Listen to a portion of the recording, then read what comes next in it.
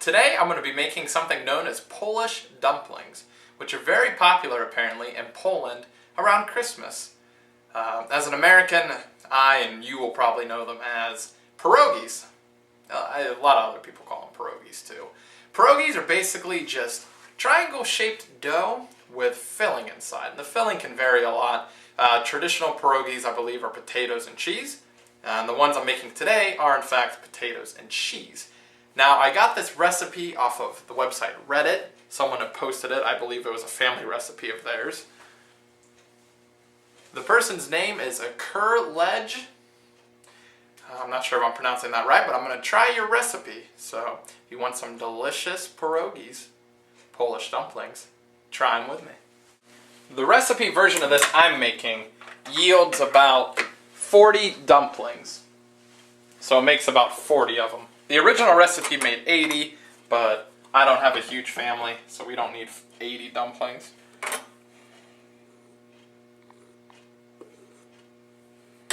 So there's 1 cup of flour, 2 cups of flour, and 3 cups of flour. Then you also need 3 eggs. So I'm going to break the eggs in a separate container off to the side.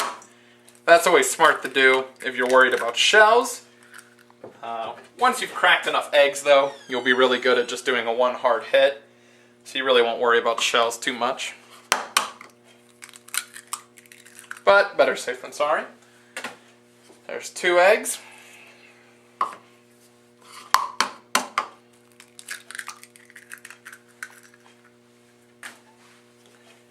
3 eggs. Then you need half a teaspoon of salt, which is also good to pour off to the side. Half a teaspoon of salt. Pretty much every dough you'll ever make will have salt in it. Usually these ingredients are in it too. Alright, then you need 2/3 cup of lukewarm water, so that's about 5 ounces. Then we're going to mix this all together and work it a little bit. So you're going to need a little bit more flour on a flat surface, but I'm going to start with a wooden spoon. I'm going to mix these all together. Mix them all together. They should come together pretty nicely. I'm going to dry my water here off to the side. So make sure you mix it all together. And depending on the season, like right now it's winter where I'm at, so your dough might be a little drier, so you can always add a little bit more water. But always add in small quantities and don't rush into it. And then likewise, if your dough seems kind of dry, kind of wet, add some more flour. Okay, so this is coming together. The recipe said it should be a little bit sticky, so I may want to add a little bit more water to this. I'm going to get it out on my surface. Right now it's not really a floured surface, but my dough's not super sticky either, so I'm not really too worried about it sticking. Parts of it are a little sticky, so. And then as you knead it too, you're really going to work in that flour, so this will probably become a little stickier, which is good. Yeah, you see it coming together, and you see it beginning to stick a little bit. Recipe says keep it sticky though, and usually with doughs, you like them to be more elastic, less sticky. You slowly add more flour and knead it a little bit. You don't want it sticking too much, but for this recipe, I guess you do want a stickier dough. So, I'm not going to add any flour to this surface, and I'm going to let this dough stay nice and sticky.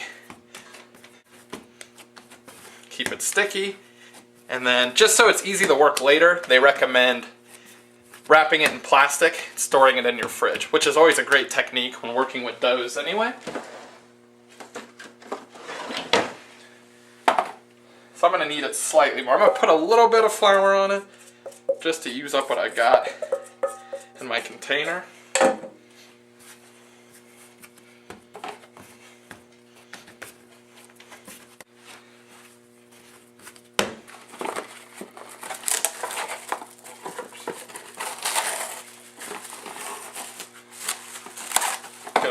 plastic wrap, wrap it up. And I'm going to put this dough in the fridge just for a little bit though. I'm going to be rolling it out soon. And then we're going to cut it into 3-inch circles, fill it, boil it. So just get it in your fridge for a few minutes. It'll be easier to work with. For the filling of our pierogies, we need potatoes. Just 2, but we need to boil them. So you're going to want to do this pretty early on. So just peel your potatoes first like I'm doing. And then after we peel them, I'm just going to cube them just so they boil a little bit quicker. So peel both your potatoes and then we'll cube them. Our pierogies are filled with potatoes and cheese. And we need to cut up our potatoes and boil them so that we can mash them. So get a large pot of water and bring it to a boil. And then once it boils, you can throw your salt in, just to add some flavor to those potatoes. Now that we've got our 2 potatoes peeled, I'm just going to cube them, just to make boiling easier. So I'm going to do like 1-inch cubed pieces, roughly.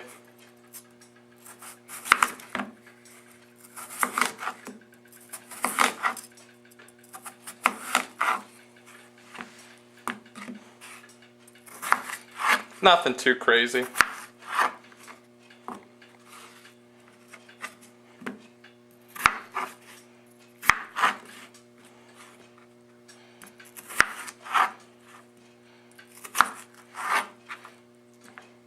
So there's one cut up.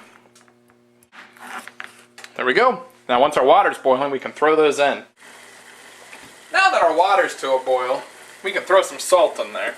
It's good practice to always salt your boiling water. Don't be shy with it. Okay, now we've got salt in there. I'm going to drop my potato chunks in there. And it says cook them till they're fork tender. So that might be like half an hour, 40 minutes or so. You just want them nice and soft so that you can mash them easily.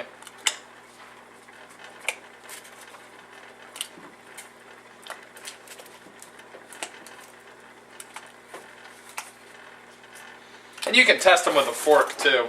So I'm just going to make sure I stir them around a bit and just let them boil for like half an hour, 40 minutes until they're nice and tender with a fork. It's been about 30, 40 minutes or so and our potatoes have been boiling long enough. So I'm going to pop them out, well, pour them out in a nice colander. Yeah, I probably went a little too long with mine. They shrunk up quite a bit. And if you touch them with a fork, you'll be able to move them pretty easily, so they'll be nice and soft for you. As you see, pretty soft. So now take your drained potatoes and get them into your bowl. Make sure they all go in there. You're going to want all of this for your filling.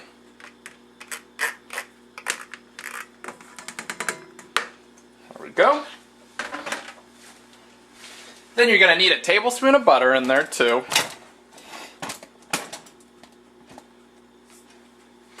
Mine's a little bit more, but I like butter and it won't hurt. So get your tablespoon of butter in there. Oops, softened butter. Now we need to add 1 pound of either farmer's cheese, cottage cheese, or ricotta. And I've got ricotta. It makes sense. If you think about the filling of pierogies, they're kind of more of a smooth filling, so you kind of want more of a softer cheese. And those cheeses are some of the softest you can get. At this point, you can also add 1/4 teaspoon of garlic powder. I'm making something else with garlic in it, so I'm going to skip that, but 1/4 teaspoon garlic powder, so just a little bit. Then you can also add 1/2 teaspoon of salt. So here's 1/2 teaspoon of salt. And 1/4 tablespoon of black pepper. And 1/4 tablespoon is a decent amount.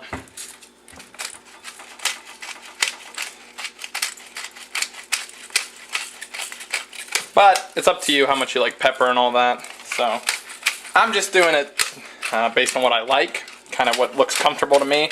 You could definitely measure it out. So I'm going to start slow and slowly mash these together.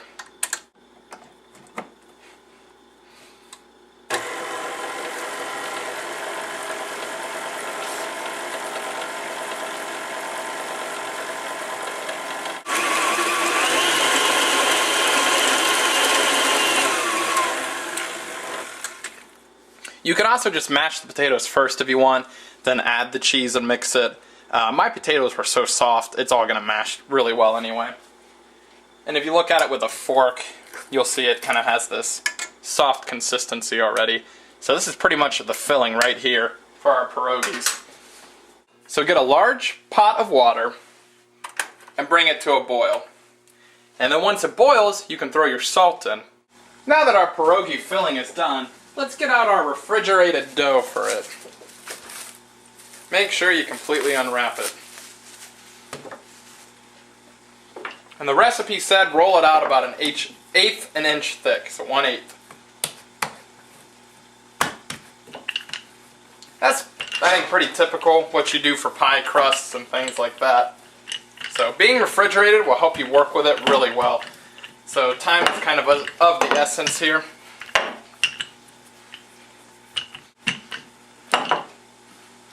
Okay, so he said to cut them into circles.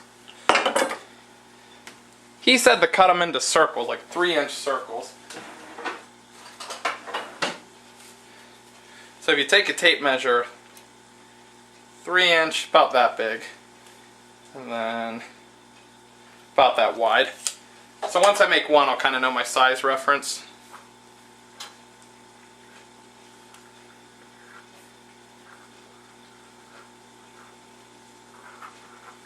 So here's one right here, and this is a very sticky dough. But here's one right here.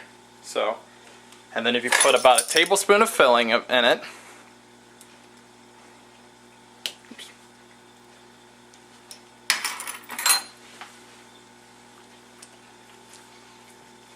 and then you can kind of, yeah, you're going to need them bigger than 3 inches for sure. Because this right here is not, it's a little too big already if you can see me trying to fold it. So I'm going to go like 5 inches on them. Okay, so our pot of boiling water, or our pot of water has come to a boil.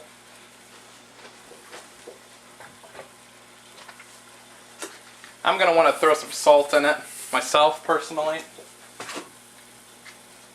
But now we need to drop our pierogies in. And it says once they float to the top, they're done. And then you can move them off to the side on a plate or something. So I'm going to throw in my first batch of sloppy pierogies. I really hope they don't come apart. So we'll see. We'll see how they look when they come to the surface.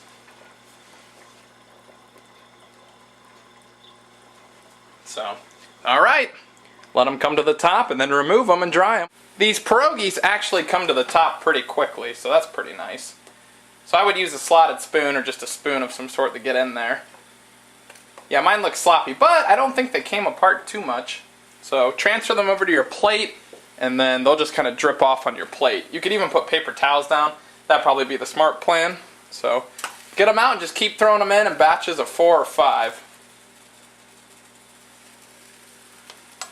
So I let my pierogies dry a little bit. Now I'm going to try one.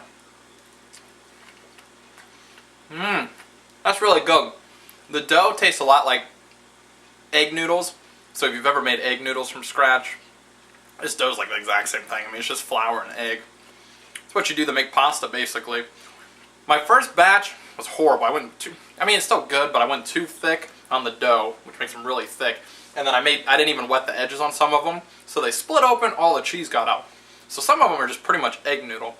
So if you make sure you go thin, really get a good helping of cheese in there, and really seal up the edges with some water, they're going to be really good. Plus, if you make them squares, you can get more of that triangle shape by folding them diagonally. So if you want some really good Polish dumplings, cheese pierogies, try these.